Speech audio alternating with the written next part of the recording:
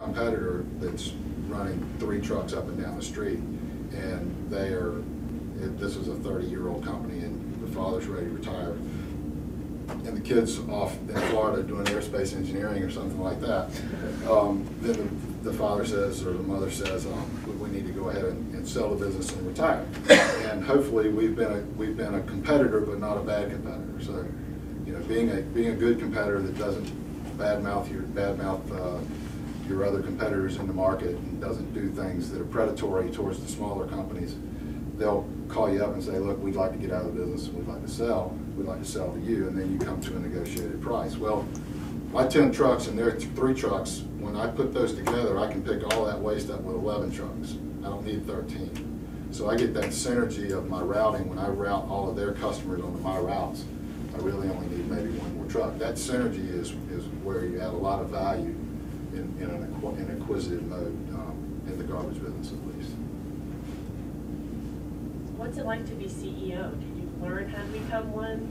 I mean, I know your dad was there. Yeah, you know, there.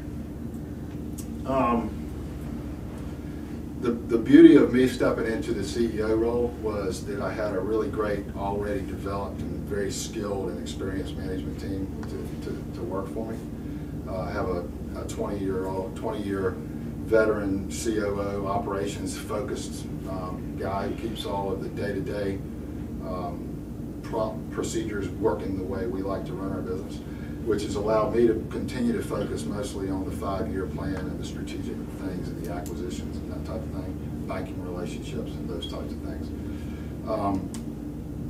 Not to say that I couldn't just step right into his shoes and do all of the routing and productivity and all of the things that we have to do to make sure we're an efficient operating company.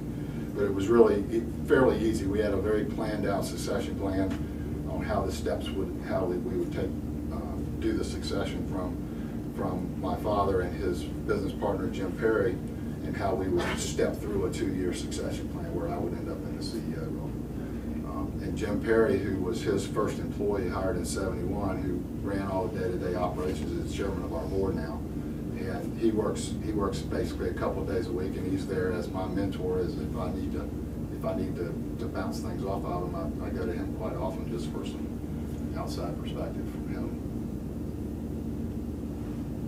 So it's pretty exciting, you know. I think the part of being the CEO that I like is thinking strategically and thinking about the big picture and concentrating on out there in the future. The parts I don't really like is the person who has to go to the big fundraiser and stand up and give a speech, or the person who has to go to the award ceremony. You know, the public speaking side of it is not my gig. I don't necessarily like the notoriety side of being a CEO. Most CEOs in larger public companies and larger successful companies kind of like that aspect of being CEO. That's probably something that I don't really like. I can do it. I had to train myself to get comfortable doing it, but it's not something that I naturally like. My dad, on the other hand, loves it. So, Can you speak a little bit about the office space that you're talking about? You said you have office space in the real estate company. Yeah. Well, we bought an old building over by Rex Hospital. It used to be the Jefferson Pilot Durham Life building. And this building has about 18,000 square feet that was on a floor that's basically underground. It has some daylight windows out the back of it, but it was underground. And when we were trying to lease that space out to radiology clinics and doctors and stuff like that, they weren't interested. So we were just not having a lot of luck, and we had a real estate broker come in and say, hey, how about giving this startup, you know, some of this space you're having trouble leasing? We said, well, we're not going to be able to lease it in a year anyway, we might as well. So we let them come in, and you know, they started with 5 cubicles, and then they added 10 more cubicles, and then they added 20 cubicles, and they had a whole bunch of processors and software programmers and stuff like that. I think they actually ultimately ended up being sold to somebody and moving out. I think we maybe got 1 month rent out of them over the course of a year, something like that. But it was exciting to be able to give them some resources that they could use. We don't own that building anymore, so the other building, the building where my office is full. But that's when you're thinking about starting up your business and looking for a place to house your business. go around and knock on doors for real estate, people that own real estate, and ask them if you can get some free space for a startup. Well, there are a lot of them out there that would give it to you. You still have to figure out where you're going to get your desks and your Cat 5 cable and server. From people who own buildings, not real estate agents or... That's right. Okay. You find out who owns the building and try to get straight to them. We had a broker come to us, but he was coming to us as a friend. We were, So you were talking about when you were doing the convenience store business, and you're at kind of that point where it was either go out and get a large investment and continue to grow, or we get bought out. What was the thought process that you went through? Because I'm working with a student who is kind of faced with a similar situation of the potential to be acquired by a company or to actually focus on the business aspect because he's an engineer. So what's kind of the thought process that you go through?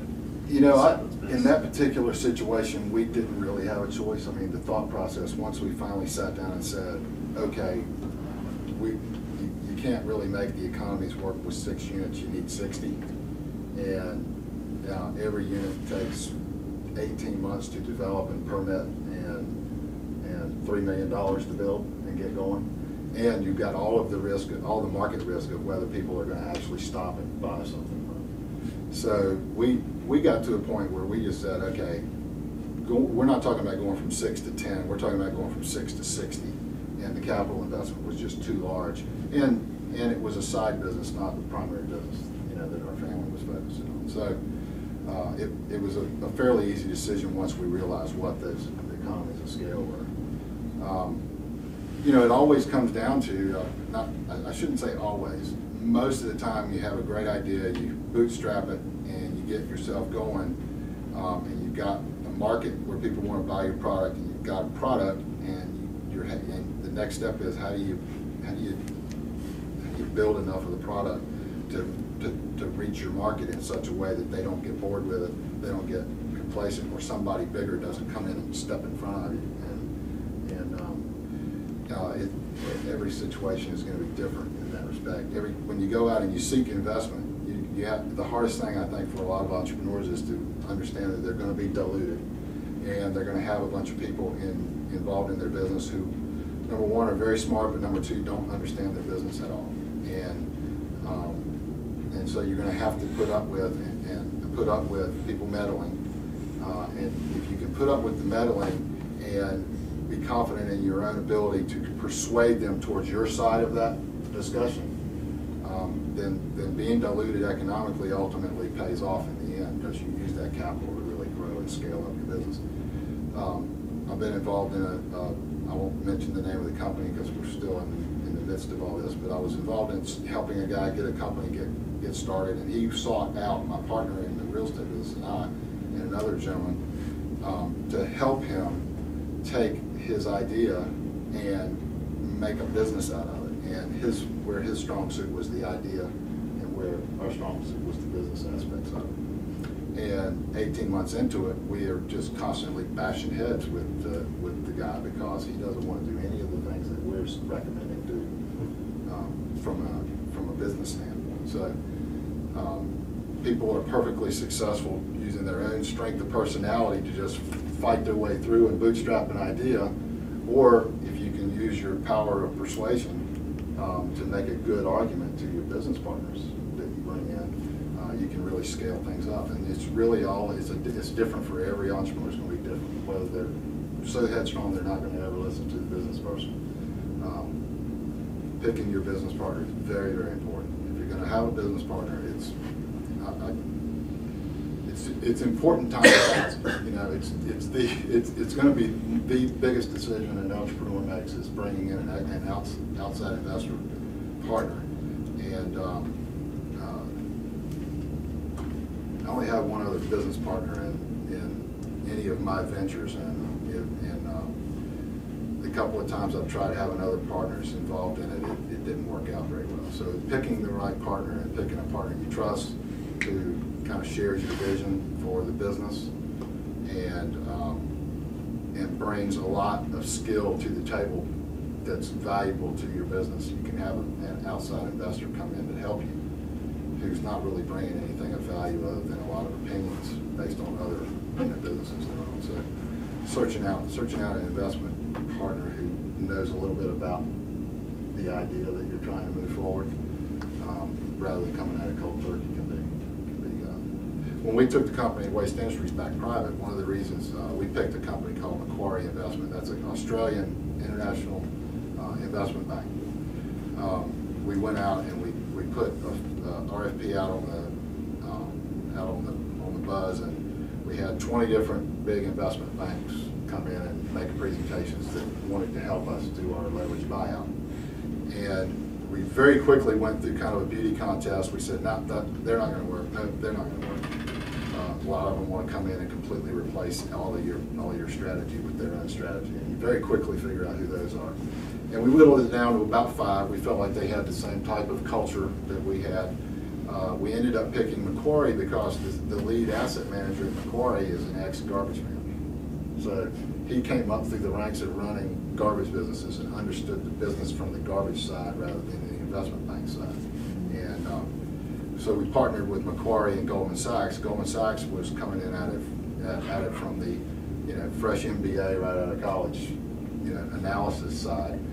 The garbage guy was coming in from the prior experience in the garbage business, and 2 years into it, Macquarie bought Goldman Sachs out. Because the Goldman Sachs guy wasn't getting it, the Macquarie guy certainly understood it. So now our partner is an ex-garbage guy who works for a big investment bank, and the partnership works out quite well in that respect. And when you guys go public one day, he'll make a lot of money. For the MBA guy, he jumped too quick. Well, he got in and got out. Yeah. And Goldman's kind of that way. They're a three-year horizon investor. The fund that invested in this was a 3-year horizon. They were a quick in out kind of fund. Macquarie's an infrastructure investor. They built toll roads, parking decks, airplane, FBOs for aircraft industry, power plants, water treatment systems. So they build big long-term investments. So that was also having a partner who wasn't looking to be out in 3 years was important for us. Question? Yeah. So I graduate in December, right? So I have an idea I would like to do, but I want to be smart about it. I know I lack experience completely. So is it smart to go work for a while in the industry that you want to do it and learn the trade and then work on it on the side? Or go to grad school, like to go learn the skills? What's your take on grad school? Yeah, that's an interesting question, because I think the old school would say go work in, if you want to open a bookstore, go work in a bookstore, right? Learn how bookstores operate, learn how buying works, learn how the supply chain works, and then step out once you've got some of that experience. Nowadays, a lot of the ideas coming out, nobody's doing them. The whole concept of a new idea is that nobody else is doing it. So there's no easy answer to that other than working for somebody in a business that's got some overlap. Does build builds confidence. The work skills that will be valuable to you at a later date. I think there's a lot of value to actually working. Now, whether you can do that while you're in grad school and work, or whether you want to get out and work for a couple of years and then try to launch it, or it kind of depends on your financial resources too. Bootstrapping is hard. I don't think I gave you a really clear answer there, but it makes me think about it more. Yeah. Yes, sir. I'm a junior in mechanical engineering. What do you wish that you know now that you wish you knew when you were in engineering, sort of similar aerospace? And it could be like anything. College has changed so much.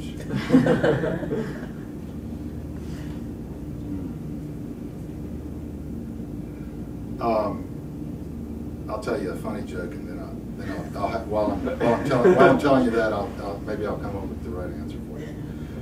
One of the things I figured out the hard way was that there were prerequisite classes that you had to take, and I happened to get Keep in mind, I happened to get